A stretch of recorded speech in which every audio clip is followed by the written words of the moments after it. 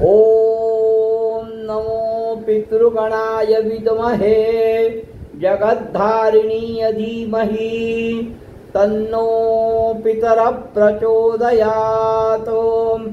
ओम देवताभ्यः पितृभ्यश्च महायोगिभ्यः एवंच नमः स्वहायै स्वधायै नित्यमेव नमो नमः पितृदेवताभ्यो नमः। साधकांनो,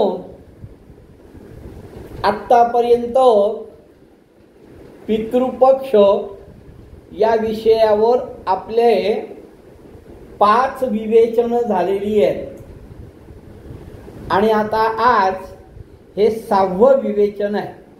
साधारणतः पितृपक्षातलं पितरांविषयीचं हे माझं शेवटचं विवेचन आहे असं मानायला काही हरकत नाही। भारतीय परंपरा आणि तत्वज्ञानानुसार 4 ऋण सांगितलेली आहेत। मी तुम्हाला या विवेचनामध्ये मागील काही गोष्टींचा आढावा आणि सारांश आणि पितर याविषयी थोडक्यात सगळं सांगणार आहे। त्यामुळे मागील काही गोष्टींचा सुद्धा आढावा याच्यामध्ये येईल। भारतीय परंपरा आणि तत्वज्ञानानुसार 4 ऋण सांगितले: देवऋण, ऋषीऋण, पितृऋण आणि समाज ऋण। हे 4 ऋण फेडणं हे माणसाचं आद्य कर्तव्य मानलं जातं। पितृऋण फेडण्यासाठी पितरांसाठी श्राद्ध विषयक जी काही कर्म आहे, मग त्याच्यामध्ये तर्पण आलं, श्राद्ध आलं, हे सगळं आवश्यक असतं। माता पिता किंवा जवळच्या व्यक्तींच्या मृत्यूनंतरचा प्रवास हा त्यांचा सुखकर व्हावा यासाठी संस्कार म्हणजे श्राद्ध। सन 2024 या वर्षी 18 सप्टेंबर म्हणजे आता सुरू झालाय। आजचा 2रा दिवस आहे, 3रा दिवस आहे। या कालावधीत पितृपक्ष पंधरवाडा आहे। या पितृपक्षात काही तिथी अत्यंत महत्त्वाच्या मानल्या गेल्या आहेत। आपण आज त्या तिथींविषयी पण बघू, नंतर पितर या शब्दाच्या संबोधनाविषयी बघू। अनंत चतुर्दशी नंतर भाद्रपद महिन्याच्या वद्य पक्षात पितृपंधरवाडा येतो। प्रतिपदा ते अमावास्या हा काळ आपण मानतो, पण याच्यामध्ये सुद्धा मी तुम्हाला सांगितलं की सूर्य वृश्चिक राशीमध्ये जाईपर्यंत रवी म्हणजे सूर्य वृश्चिक राशीमध्ये जाईपर्यंत हा काळ असतो। पितृपक्षात पितरांचे स्मरण केले जाते। पितृपक्षाच्या काळात सर्वसामान्यपणे शुभ कार्य केली जात नाही। श्राद्धातील काही मंत्र आहेत, त्या मंत्र उच्चाराने पितरांना गती देण्याची सूक्ष्म शक्ती सामावलेली आहे।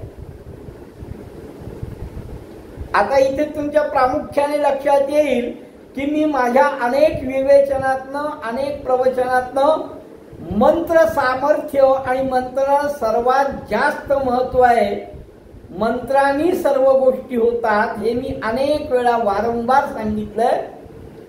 तर पितरांना मोक्ष गती मिळण्याकरता मंत्रोच्चारामध्ये सूक्ष्म शक्ती सामावलेली आहे, हे आपल्याला मान्य करावं लागेल। श्रद्धा या शब्दापासूनच श्राद्ध हा शब्द निर्माण झाला आहे। इहलोक सोडून गेलेल्या आपल्या वाडवडिलांना, म्हणजे वडील, आजोबा, पणजोबा, आपल्यासाठी त्यांनी जे काही केलं आहे त्याची परतफेड करणे अशक्य असतं. पण त्यासाठी जे शक्य आहे ते श्रद्धेने केले जातं, त्याला श्राद्ध असं म्हणतात.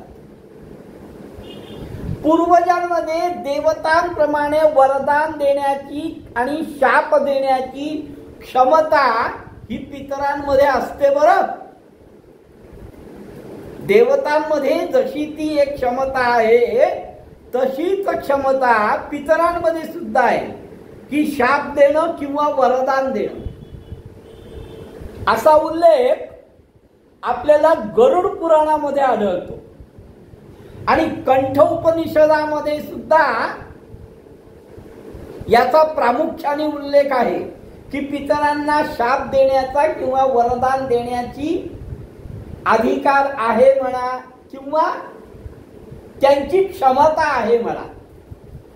त्यामुळे पितरांना प्रसन्न ठेवल्यास कुटुंबातील सुख, शांतता, समृद्धी ही कायम राहते अशी एक मान्यता आहे. आता पितृपक्षाबद्दल वारंवार 15 दिवस पितृपंधरवाडा म्हणतात. मी सांगितल्याप्रमाणे 1.5 मास ते 2 मास सुद्धा असू शकतो. पण याच्या काही महत्वाच्या तिथी आहेत. त्यातल्या त्या काही तिथी गेल्या म्हणजे 18 सप्टेंबरला सकाळी 8:03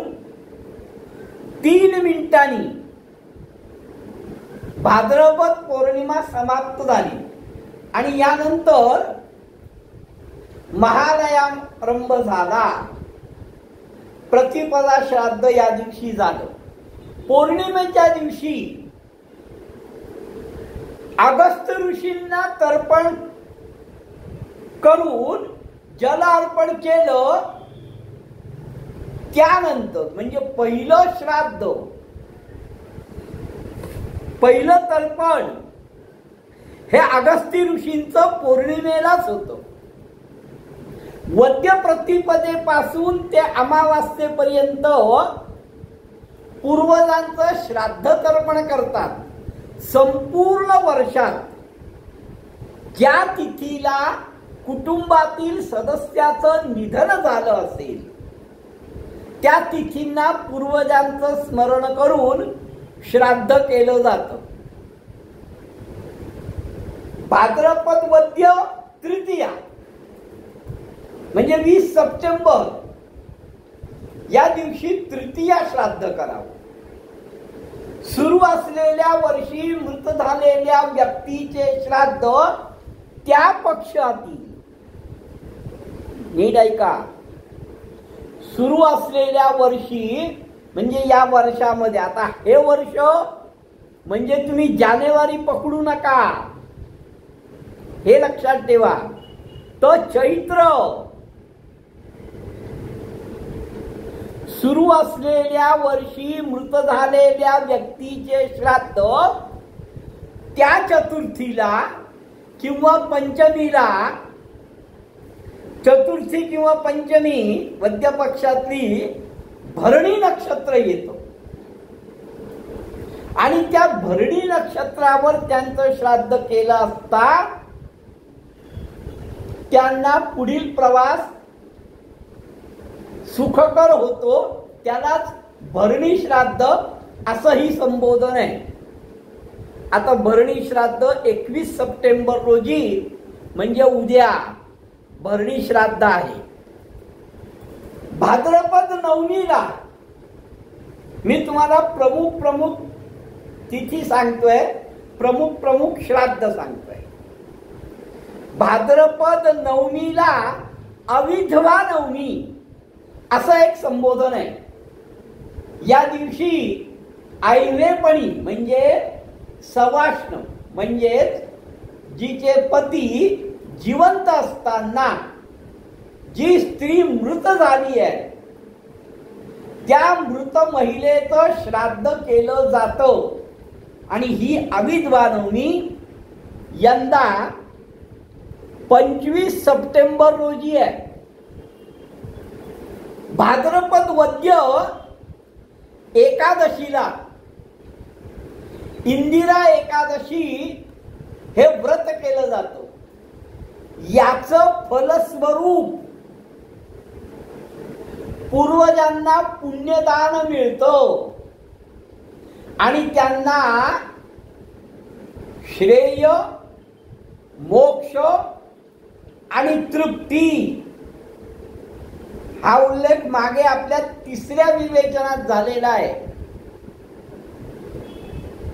हे मिळण्याकरता त्यांना हे इंदिरा एकादशीचं व्रत फलस्वरूप त्याचं पुण्यदान मिळतं अशी एक मान्यता आहे. आणि यंदा 28 सप्टेंबर रोजी इंदिरा एकादशी आहे आणि 29 सप्टेंबर रोजी मघा श्राद्ध करावं. भाद्रपद द्वादशीला म्हणजे दुसऱ्या दिवशी जे कोणी आपल्या वंशात संन्यासी दिवंगत झाले असतील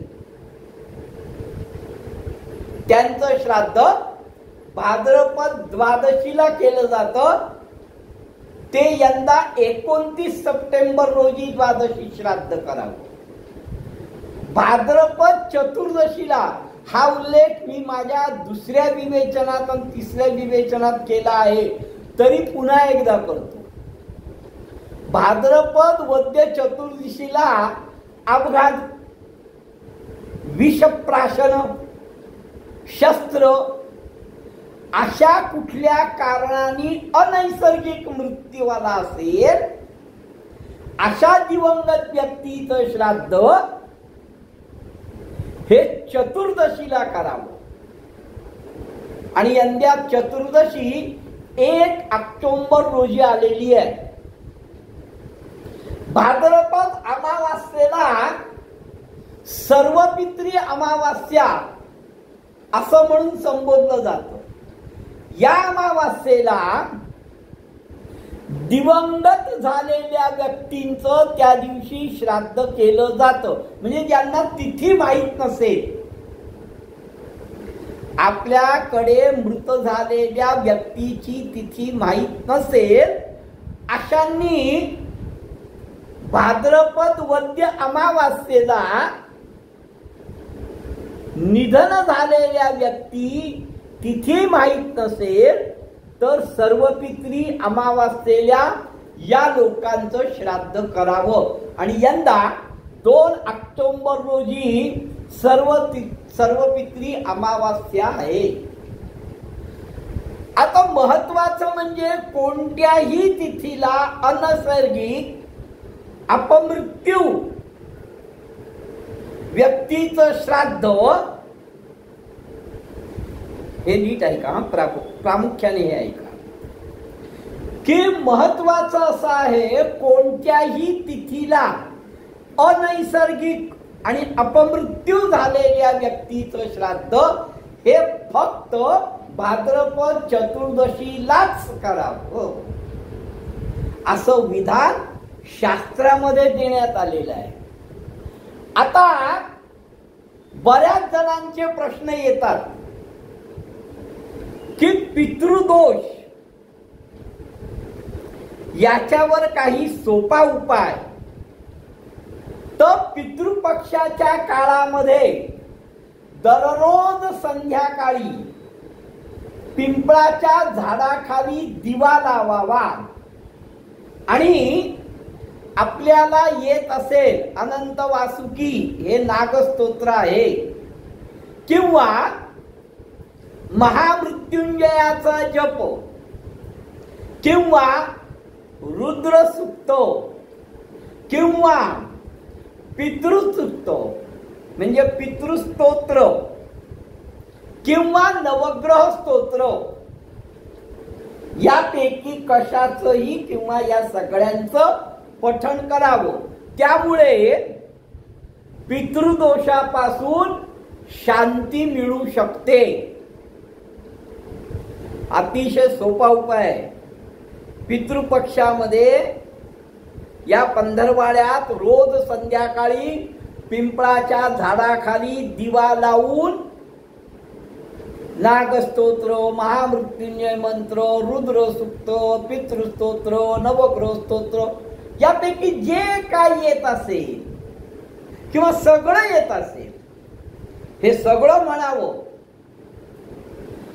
दुसरं, पितृदोषापासून शांती मिळण्याकरता घराच्या दक्षिणेकडील भागात तुमची जी वास्तू आहे, तुमचं जे घर आहे त्याच्या दक्षिणेकडील भागात तुमच्या दिवंगत कुटुंबियांचा फोटो लावा. जे कोणी पितर गेले असतील त्यांचा फोटो दक्षिणेकडील भिंत जी आहे त्या भिंतीवर लावा. त्याला हार घाला. त्याची रोज पूजा करा या काळामध्ये. असं केल्याने पितर प्रसन्न होतात आणि पितृदोषापासून काही अंशी शांती मिळते. पितृदोषापासून शांती मिळण्याकरता आणखीन एक उपाय आहे. पितृपक्षाच्या दरम्यान आपल्या क्षमतेनुसार गरिबांना वस्त्र आणि अन्न इत्यादी दान करा. असं केल्याने सुद्धा पितृदोषापासून शांती मिळते. पितृपक्षात दुपारी पिंपळाच्या झाडाला पाणी घाला, फुलं वाहा, अक्षदा वाहा, दूध वाहा, गंगाजल वाहा, काळे तीळ अर्पण करा आणि आपल्या दिवंगत नातेवाईकाचं स्मरण करा, त्यांचे आशीर्वाद मागा. असं केल्याने सुद्धा पितृदोषातनं काही अंशी शांती मिळते. प्रमुख देवता आणि कुटुंब देवतेची दररोज पूजा केल्याने, आपल्या घरात ज्या देवता आहेत त्यांची दररोज पूजा केल्याने सुद्धा पितृदोष कमी होऊ शकतो. आता आपण गेले 5 भागांमध्ये पितृदोष, श्राद्ध, तर्पण, महालय हे सगळं बघत आलो. प्रामुख्याने पितर म्हणजे काय तर मृत्यू पावल्यानंतर परलोकात गेलेले आणि तेथे वास करणारे पूर्वज म्हणजे पितर. काय सुंदर व्याख्या आहे. मृत्यू पावल्यानंतर परलोकात गेलेले आणि तेथे वास करणारे म्हणजे पितर. सर्व मृतांना मरणोत्तर जीवन हे असतच. सर्व पितरांना मेल्यानंतर एक जीवन जगावं लागतं अशी समजूत आपल्याच धर्मात आहे असं नाही. हे प्रामुख्याने लक्षात घ्या की मेलेल्या व्यक्तीला मृत्यूनंतर एक जीवन जगावं लागतं ही समजूत फक्त हिंदू धर्मातच आहे असं नाही, तर ही सर्वच धर्मात, सर्व समाजात प्राचीन काळापासून आहे. अशा प्रत्येक धर्मात पितरांचं स्मरण पूजन करणं प्रत्येक धर्मामध्ये, प्रत्येक समाजामध्ये वेगवेगळी पद्धत आहे. आणि हे मानव धर्माचं प्रमुख अंग मानलं जातं. हिंदू धर्मातील मी सुरुवातीला सांगितलं गेले 3 दिवस 4 दिवस जे काय मी विवेचन देतोय त्या ह्याच्यातही सांगितलंय, ऋणत्रयाच्या कल्पनेतही एक ऋण म्हणजे पितृऋणाचा अंतर्भाग त्याच्यामध्ये आहे. 3 ऋणांमध्ये हे हिंदू कल्पनेनुसार पितर म्हणजे मेलेले म्हणजे मृत, पिता वडील, पितामह आजोबा, प्रपितामह पणजोबा. त्याचप्रमाणे मृत माता, पितामही, प्रपितामही, मातामह, प्रमातामह, मातामही, प्रमातामही असे जे काय जवळचे मृत श्री पुरुष संबंधित भाद्रपद महिन्यातील पितृपक्षात करावयाचं महालय श्राद्ध याचा सगळा संदर्भ तुम्हाला मी वर 4 दिवसामध्ये दिलेला आहे. मातेच्या बाजूचे मृत आणि अन्न कुटुंबीय अशा सर्वांचा पितर या शब्दाचा अर्थ श्राद्ध विधी पहिला मृत मानव कोण असेल हे प्रामुख्याने बघा. श्राद्ध विधीमध्ये पहिला मृत, पहिला, पुन्हा ऐका, श्राद्ध विधीमध्ये पहिला मृत मानव यम आहे. पहिला गेलेला मृत मानव हा यम आहे आणि यम हा आद्य पितर आणि सर्व पितरांचा राजा असल्याचा उल्लेख ऋग्वेदामध्ये आहे.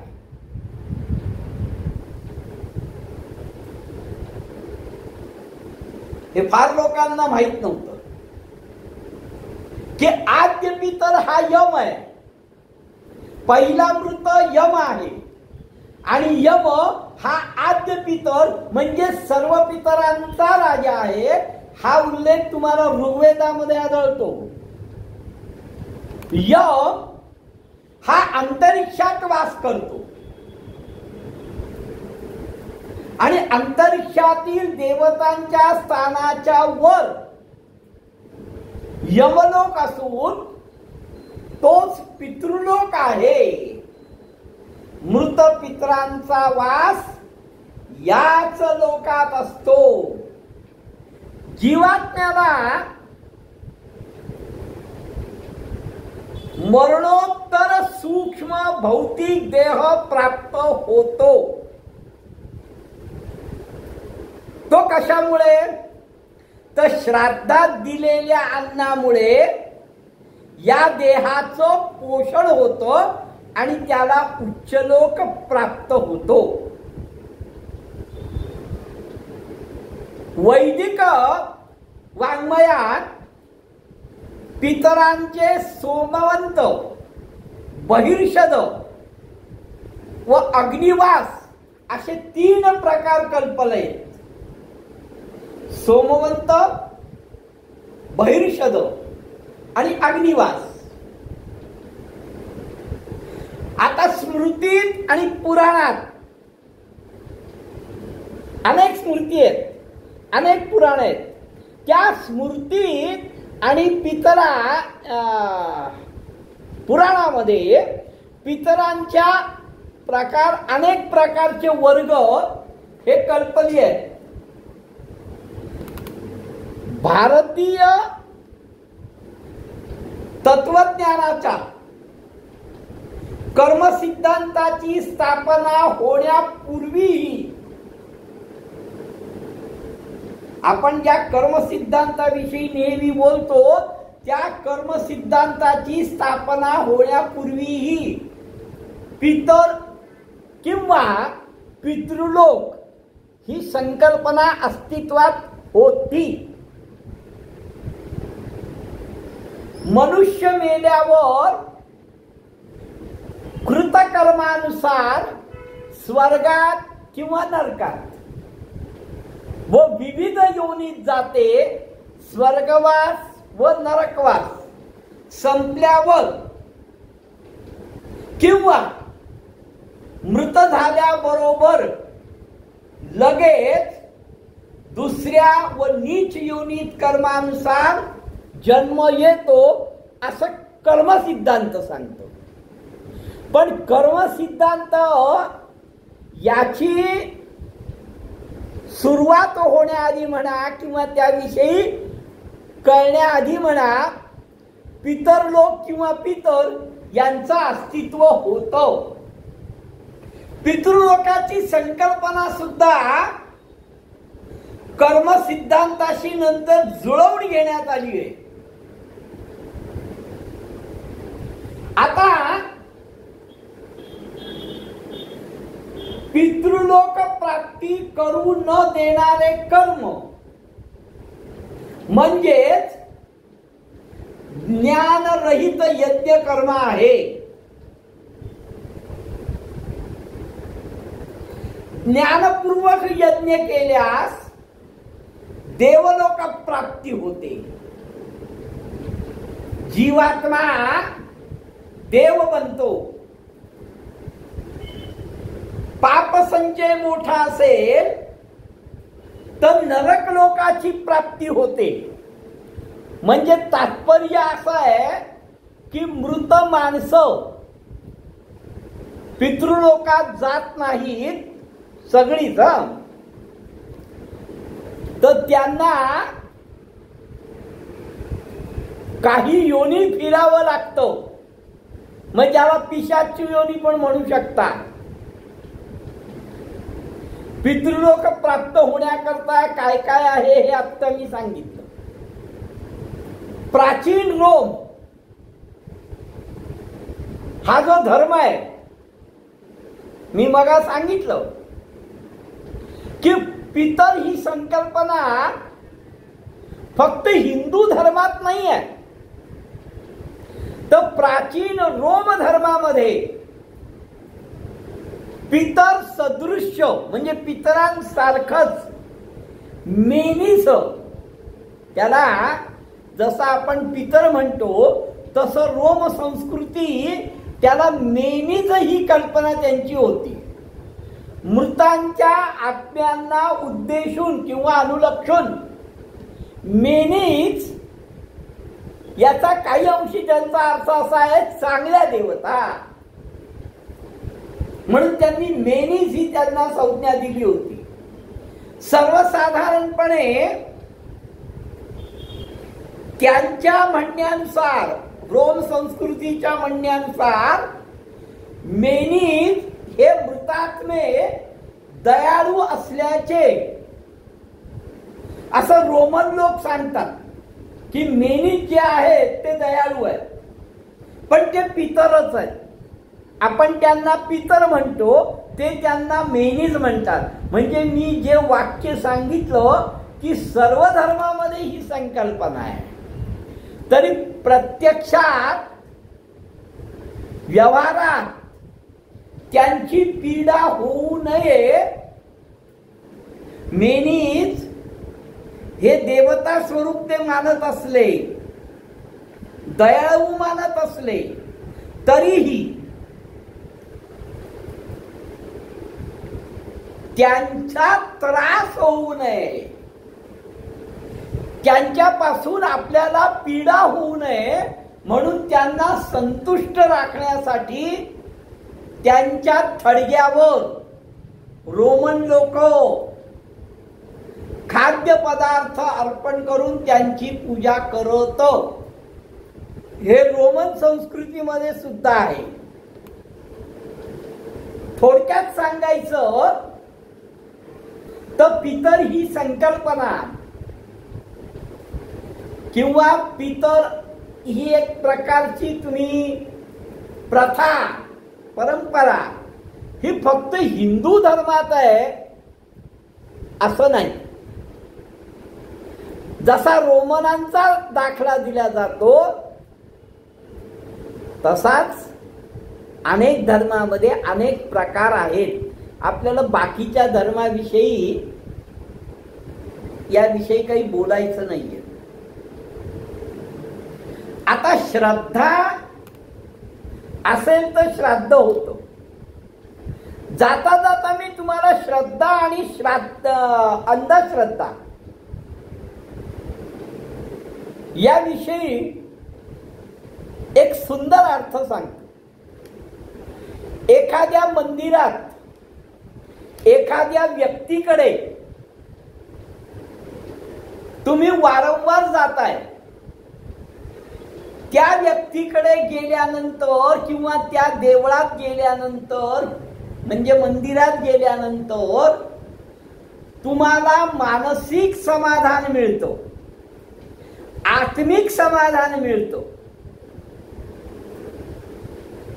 तुम्हाला त्याच्यापासून शारीरिक, मानसिक, आत्मिक, आर्थिक कुठलाही त्रास होत नाही. अशा ठिकाणी जर तुम्ही वारंवार जात असाल तर ती तुमची श्रद्धा आहे. आणि एखाद्या ठिकाणी गेल्यानंतर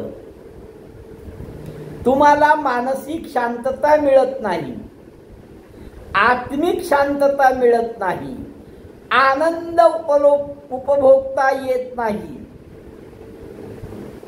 किंवा शारीरिक, मानसिक, आर्थिक त्रास सहन करावा लागतो, तरीही तुम्ही वारंवार तिथे जाणं ही अंधश्रद्धा आहे.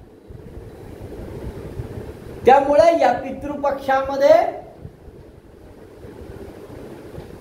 श्रद्धेने आपल्या पितरांचं स्मरण करावं. महालय करा, श्राद्ध करा, तर्पण करा, हिरण्य श्राद्ध करा, हस्तश्राद्ध करा. सगळ्या श्राद्धांचा उहापोहा मी गेल्या 5 क्लिप मधनं दिलेला आहे. तुम्हाला कुठलंच श्राद्ध शक्य नसेल, काहीच करायचं नसेल, दानही करायचं नसेल, तरी काय करायचं हे सुद्धा मी पहिल्याच क्लिप मध्ये सांगितलंय की आपल्या घरापासून लांब जाऊन दक्षिणेकडे तोंड वर करून आपले दोन्ही हात उंच करून आपल्या पितरांना सांगायचंय मी तुमच्या करता काहीही करू शकत नाही. हेही करू शकता. तुम्हाला जे शक्य असेल त्या पद्धतीने पितरांना तृप्त करून त्यांच्याकडनं आशीर्वाद प्राप्त करून घ्या. सुख, समृद्धी, यश, भरभराट ही तुम्हाला प्राप्त हो. तुमचे पितर तुमच्यावर संतुष्ट राहोत. कारण पितरांना मगा मी सांगितलंय शाप देण्याचा आणि वरदान देण्याची क्षमता पितरांमध्ये आहे. त्यामुळे पितरांविषयी कृतज्ञता व्यक्त करणं म्हणजे श्राद्ध करणं.